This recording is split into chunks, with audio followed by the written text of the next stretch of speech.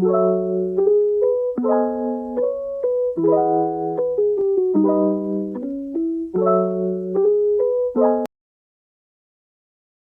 teman-teman, selamat datang di podcast kita yang tentunya hari ini kita akan membahas sesuatu yang sangat menarik, yaitu tenaga surya. Bersama saya Kansezati Okta Putri Yunendra sebagai host 1. Saya Zaki Asadillah Fuad sebagai host 2. Saya Kalisa Rania sebagai host 3. Saya Abdul Fatih sebagai host 4.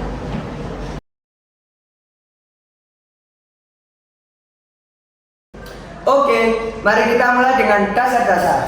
Apa sih sebenarnya tenaga surya itu? Tenaga surya adalah energi yang dihasilkan dari sinar matahari, dan sinar matahari ini dapat diubah menjadi energi listrik ataupun energi panas untuk keperluan kita sehari-hari.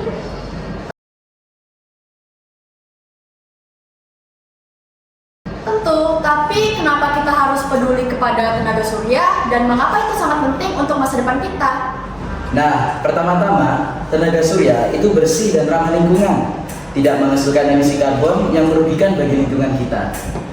Selain itu, sumbernya melimpah. Matahari selalu ada, jadi tenaga surya dapat diakses di banyak tempat di seluruh dunia.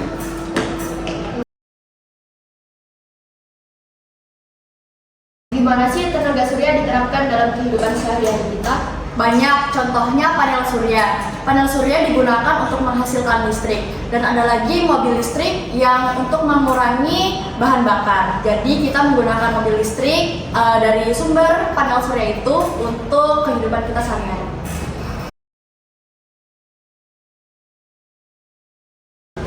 Tentu, ada juga tantangan dalam mengadopsi tenaga surya. Apa saja itu? Beberapa tantangan termasuk biaya awal yang sangat tinggi untuk melakukan instalasi tenaga surya merupakan salah satu cobaan dalam penggunaan tenaga surya. Sebelum podcast ini berakhir, mari kita bahas beberapa mitos yang sering kali mengelilingi tenaga surya. Misalnya, beberapa orang masih percaya bahwa tenaga surya hanya bisa diakses di beberapa tempat yang cuacanya sangat panas. Padahal tenaga surya bisa diakses di semua tempat, bahkan cuaca yang tidak cerah juga bisa diakses. Dan satu lagi, mitos yang perlu kita selesaikan bahwa instalasi panel surya ialah sulit. Namun sebenarnya teknologi terus berkembang sehingga membuat instalasi lebih efisien. Bagi pendengar yang tertarik untuk memulai menggunakan tenaga surya, ada loh langkah-langkah praktis yang bisa diambil. Misalnya, mulailah dengan menghitung kebutuhan energi harian dan pertimbangan instalasi panel surya kecil untuk memulai. Jangan ragu untuk mencari informasi lebih lanjut, terutama mengenai insentif dan program dukungan pemerintah yang bisa membantu mengurangi biaya instalasi.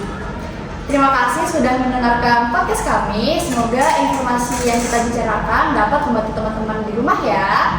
Jangan lupa untuk memberitahu kepada kami topik yang ingin dibahas di episode selanjutnya. Dadah! See you!